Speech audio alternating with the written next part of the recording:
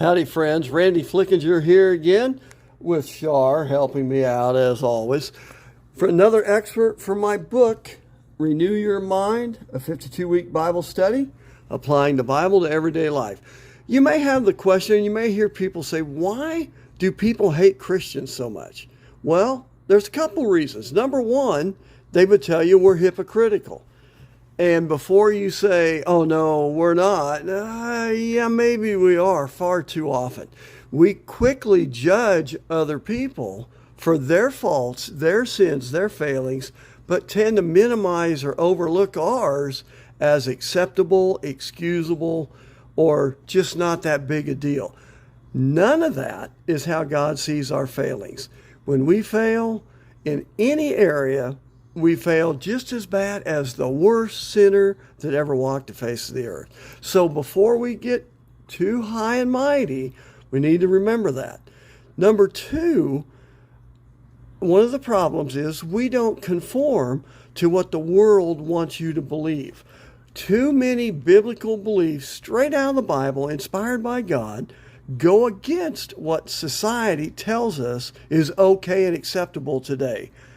And that makes them uncomfortable. They don't like that. And you're going to find plenty of people as we do these videos who are going to come on and chat and try to pick a fight. There's people that just like to fight. And you're wasting your time because if you fight with them, because that's all they want to do is fight. You're giving them what they want.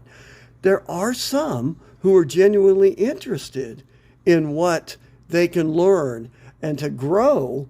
And those are the ones we want to take the time to help. But the bottom line is we don't subscribe to what the world now tells us is okay in disagreement with what God teaches in the Bible. And when that's the case, you're going to catch bullets. But what I will tell you in the Bible, what he says in John 15, verses 18 and 19, if the world hates you, keep in mind that it hated me first. If you belong to the world, it would have you as its own. As it is, you do not belong to the world, but I have chosen you out of the world. That is why the world hates you.